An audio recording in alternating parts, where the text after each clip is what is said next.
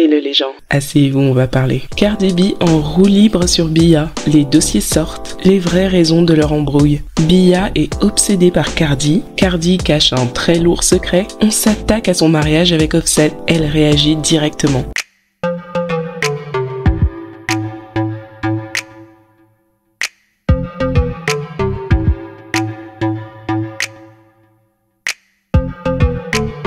What is the tea? The girls are fighting! No! The girls are fighting!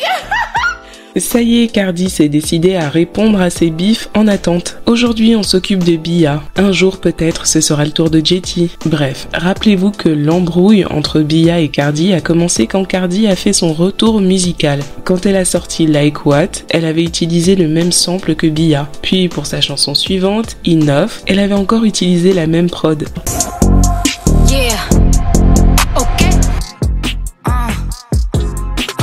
Bia s'était chauffée de son côté, juste avec des tweets et des shades. I'm just gonna start being honest because you know what? The people tell me I don't talk on here enough. I was saving that for Snapchat because I didn't feel like, you know, I didn't want to give too much. I like to be a little mysterious. I didn't want to give too much of my personality, but you bitches need it. It's so unoriginal. Back at it again, the reference. Hey, what's tea? Bitch, I ain't friendly. I don't fuck with y'all bitches. Try to take who? It ain't enough of y'all bitches. Whole so phony got me looking at him sideways. Cardi n'avait pas trop voulu rentrer dans le clash, mais pour elle, elle n'avait rien fait de mal. Et elle avait fait des petits coups de pression à Bia pour qu'elle se calme. Du genre, parle encore et je vais afficher ce que tu dis en coulisses, avec preuve à l'appui. Ensuite, le clip de Enough est sorti, et Bia accuse encore Cardi de l'avoir copié, parce que regardez, l'esthétique du clip est assez similaire au clip de Bia. Donc voilà, nous jusque-là, tout ce qu'on sait, c'est que Bia se monte en pression, car d'après elle, Cardi la copie. Ensuite, je sais pas si vous vous rappelez, pendant la semaine de tous les clashs, Bia pose sur le remix de Bitch Da avec Drizzy. Dedans, elle attaque Cardi plus ou moins en frontal. En tout cas, il n'y a pas trop de doute sur la cible.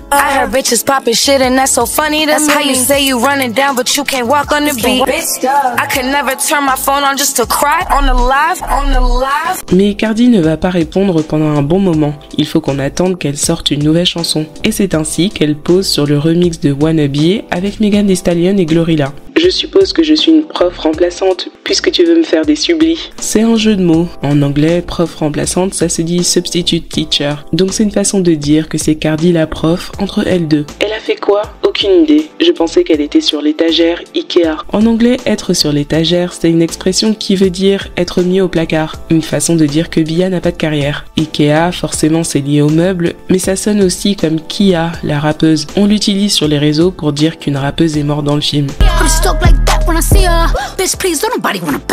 Ça, c'est un peu la punchline létale du couplet. Jeu de mots avec le prénom de Bia, pour dire que personne ne veut être comme elle, puisque l'embrouille, c'était que Cardi l'a copiée. Ensuite, elle la démonte tranquillement, Bia a l'air fauchée, elle a l'air faible, c'est une Cardi version premier prix Leclerc, et en plus, c'est une grosse victime, car elle efface tous ses tweets. Là, Cardi fait référence au fait qu'à la base, Bia et elle n'avaient pas d'embrouille. Au contraire, elles n'ont jamais été proches et ne se sont jamais rencontrées. Mais pendant longtemps, Bia tweetait des trucs positifs à propos de Cardi. Elle voulait collaborer avec elle, elle citait ses paroles, etc., etc.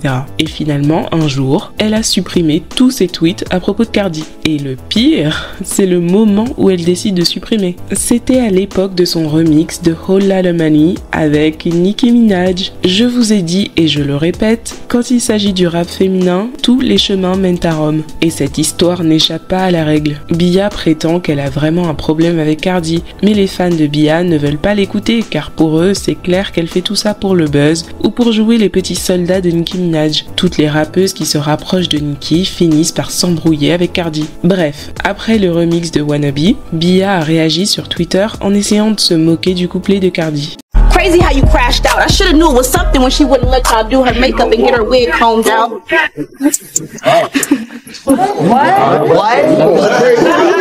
Mais bon, le couplet de Cardi avait été très bien reçu. Et Bia a une fanbase légèrement inexistante, donc elle se faisait un peu détruire sur les réseaux. Heureusement, il y avait les Barbs pour rééquilibrer un peu. Mais du coup, c'est difficile de savoir ce que les gens pensent vraiment de la performance de rap, vu que tout le monde prêche pour sa paroisse. En tout cas, l'affaire continue. Sometimes it's like bitches will pick until you bite their fucking finger off. 2 jours après la sortie du son, Cardi est redevenue elle-même. Elle a fait un live Instagram pour expliquer toute l'histoire de A à Z et comment Bia est complètement folle. Le live est assez long, donc on va juste suivre les infos clés. Alors déjà, elle n'a pas compris pourquoi Bia s'est vénère qu'elle utilise le même sample qu'elle sur Like What. C'est un son qu'elle avait enregistré depuis longtemps en plus, et d'autres artistes ont utilisé le sample. Et c'est pas le sample de sa mère, donc où est le problème? Ensuite, lorsque Cardi sort la deuxième chanson, Enough, qui a la même prod que Bia continue encore de lancer des pics, sauf que là c'est un peu plus direct. Donc Cardi commence à le prendre personnellement. Mais elle est pas dans les histoires d'internet, elle est dans les histoires d'appels et d'enregistrement, ok? So I got her number and I called her, right? I called her and I recorded it because you just never know with these hoes. I recorded it and I'm not even gonna lie. The conversation started very nasty. It started very nasty, very aggressive. I was coming at her and she was coming at me. I ain't lying. I got the whole conversation. I could put the whole 35 minutes up. Because you saying that I'm copying you. And also, this is my thing though, right? Yeah. No, this my the conversation started real nasty, right? And then I called her back because I'm so appalled at the fact that she thinks that I'm copying her or that I'm stealing from her. Because there's nothing that she do that I like. I don't like her music. I don't like her style. I don't like how she look. I don't like nothing about her. I don't even see the bitch. Lors de leur second appel, Cardi a tenu à prouver qu'elle ne copie pas Bia. Elle lui a envoyé la preuve qu'elle a la prod de Enough depuis le 14 avril 2022. Et la chanson de Bia est sortie en décembre 2023. Elle montre aussi la date à laquelle elle a enregistré les paroles, le 18 mai 2022. So I sent her, I don't know if y'all see this, the date is April 14, 2022. This is when I first received the beat for Enough, right? And I sent it to her.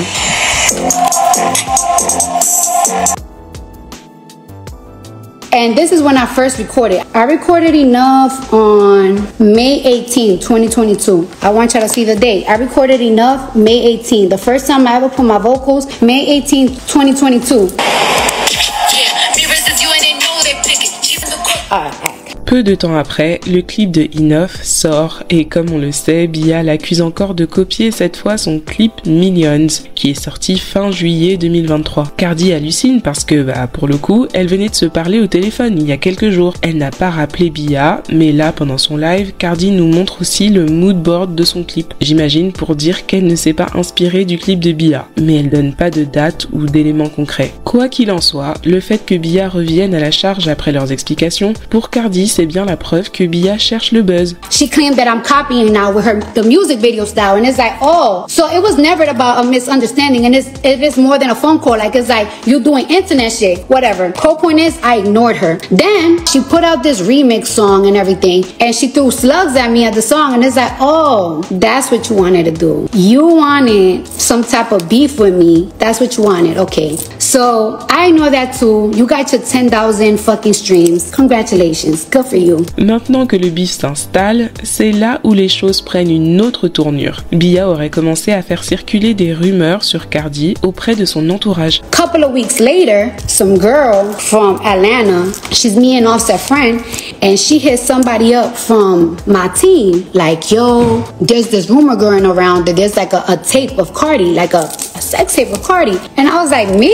Impossible, bitch. So then I'm like, fuck that. I hit up the girl myself. I'm like, yo, where's this rumor coming from? And it's like, yeah, it's coming from Shorty. It's coming from her. So I'm like, what do you mean? It's like, yeah, she showed the video to this producer that he's very close to Offset. Like, they're like this. So, and she showed it to another rapper. And I'm like, okay, I'm gonna get to the bottom of it. So I called the producer, but he talked to Offset. And he told Offset, I ain't seen the video, but Shorty's saying that she got some shit on your bitch. And if your girl, like, reply back, like to whatever the fuck she put out, she's gonna post the video or some shit like that. I'm like, all right, whatever. So I called the rapper too, and the rapper is like, I ain't never heard nothing. So I'm like, you know what? I'ma just keep it professional and I'ma get to the thick of it. I was wondering if it's like a rumor that somebody's making up because, you know, everybody knows that me and her are like not in the greatest thing. So I don't know if there's like a rumor that people's making up trying to be messy between me and her. So I got to the thick of it. Elle a essayé de clarifier la situation entre elle et Bia par l'intermédiaire de leur manager, en se disant peut-être qu'une tierce personne essaye juste de créer des problèmes.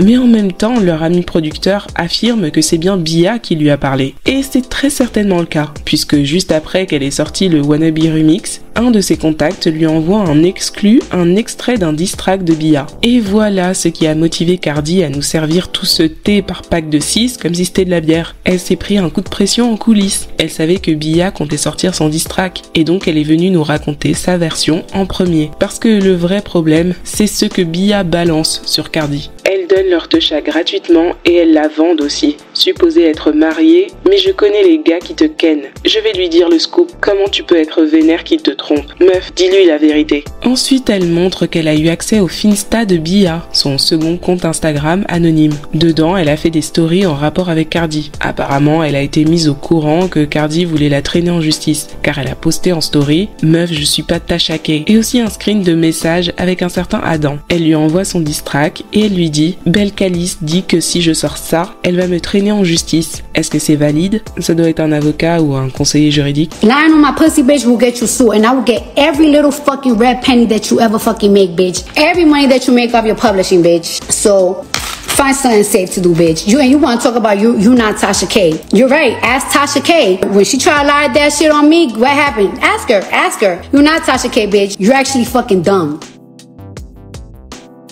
Every nigga that ever try to play me on some internet shit, or every nigga that try to play me in the streets, my nigga press or my nigga slap. And y'all wouldn't even know about it, but people know what's up. My niggas all the time 10 step behind me. I have a special bond with my nigga. Always. I'ma always have a special bond with my nigga. We're not perfect, but we got a bond. I want to make this very clear. Sweetheart, my security is this close with my nigga.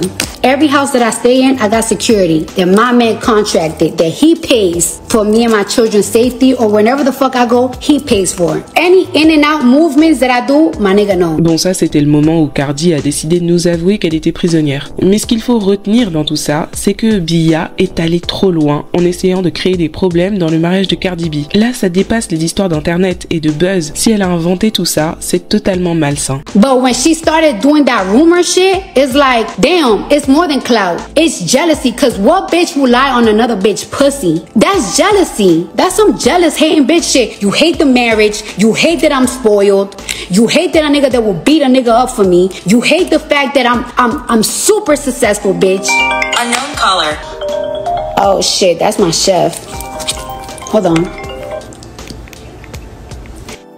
Vous savez que vous êtes riche quand vos IG Live sont interrompus par votre chef cuisinier à domicile. Bref, apparemment Cardi a enregistré toutes leurs conversations et elle est prête à les publier si nécessaire. Donc vraiment ce live, c'était pour expose Bia et pour la prévenir que si elle sortait son diss track, il y aurait des conséquences. Et une chose intéressante, c'est que, comme vous savez, Cardi a ses porte-paroles sur les réseaux, notamment le blogueur Ken Barbie. Comme je vous ai dit, les Barbs sont du côté de Bia dans ce clash et ils la défendent. Mais Ken Barbie a fait plusieurs tweets insinuant que les enregistrements de Cardi ne feraient pas plaisir aux Barbs et donc il ferait mieux de rester neutre dans cette embrouille. Alors soit Bia a parlé en mal de Nicki, soit autre chose. Il y a le conseiller en chirurgie de Cardi qui aurait aussi entendu la conversation et qui prétend que le problème de Bia, c'est de ne pas avoir reçu assez d'attention de la part de Cardi. Donc voilà quoi, Bia est peut-être aussi un agent infiltré. Bref, en tout cas les 30 minutes de live et la tentative de dissuasion n'ont pas suffi. Bia sort un nouveau diss track le jour même. Elle est choquée que Cardi veuille porter plainte pour du rap, donc elle choisit ce titre-là. Et pour le visuel, elle met une story d'Offset qui remonte à l'année dernière. Il y a une petite polémique car il avait posté que Cardi le trompait. Très intéressant. À l'époque, Cardi avait direct démenti sur Twitter Space. Ils s'étaient juste disputés et Offset avait voulu la provoquer. Ok, pourquoi pas. Que je sois damnée si je laisse un mec ken ma meuf dans ma maison. Tu as de l'argent, tu le partages en deux et ton mec dit que c'est le vôtre. J'ai dû poser son cul au sol jusqu'à ce qu'elle me rende mes lauriers. Ah ok, donc c'est ça finalement qui s'est passé dans cet appel. Bia qui met à genoux Cardi B. C'est toujours marrant, la même scène peut être vue différemment selon la perspective.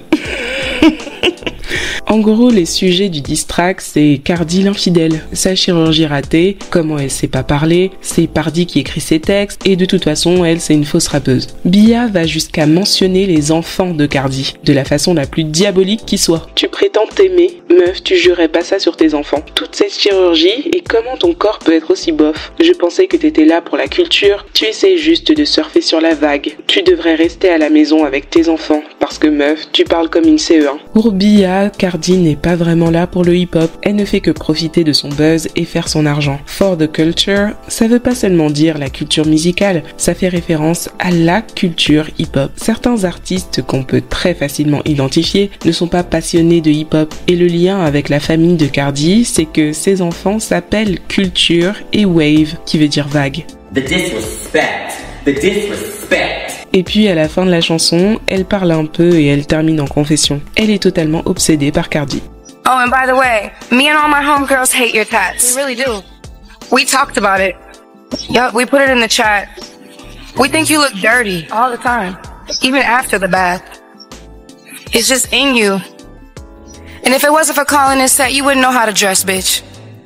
Voilà, le diss track est posé. Il faut porter plainte maintenant. Mais d'abord, Cardi est restée sur Twitter pour liker des trucs en guise de réponse. Les filles sont vraiment en train de construire des carrières juste en se mettant contre Cardi. Elle est le buzz. Une femme adulte qui avoue avoir un groupe chat avec des pétasses où elle discute à propos des tatouages d'une autre personne, c'est bizarre et gênant. Ça montre juste que Cardi est au sommet parce que pourquoi parler d'une autre dame dans un groupe chat alors que tu pourrais être en train de chercher des moyens de faire évoluer ta carrière morte. Voilà, et aussi elle trouve qu'elle s'habillait déjà bien dans Love & Hip Hop avant de rencontrer son styliste et Offset. Mais je sais pas si c'est avec ces photos-là qu'elle va nous le prouver. Bref, en tout cas voilà, on a fait le tour. Moi dans tout ce mess, je retiens les infos suivantes. Bia a accusé Cardi d'avoir utilisé la même prod qu'elle sur Enough et d'avoir carrément copié ses adlibs. Cardi nous a montré qu'elle avait le son depuis longtemps, mais pourquoi elle a décidé de le sortir lui plutôt qu'un autre? Peut-être qu'elle a vu ce que ça pouvait donner en écoutant la version de Bia. Quand elle nous fait écouter le premier enregistrement de ses vocals,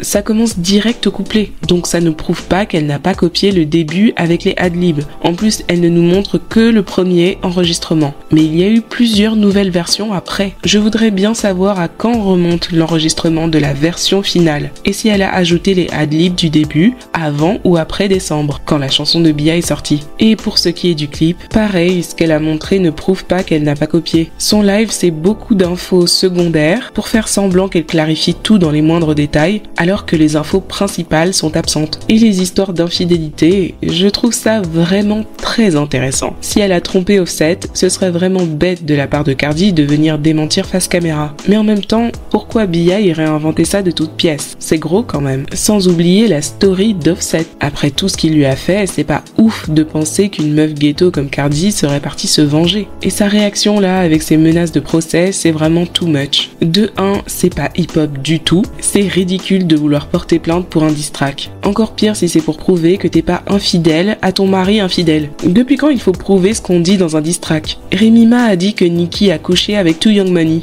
sans preuve. Drake a dit que Kendrick bat sa femme, sans preuve. Kendrick a dit que Drake dirige un réseau de trafic de mineurs, sans aucune preuve. Et personne n'a porté plainte contre personne. Et de 2, en fait tu t'excites dans tous les sens, t'as juste l'air coupable. Sache-le.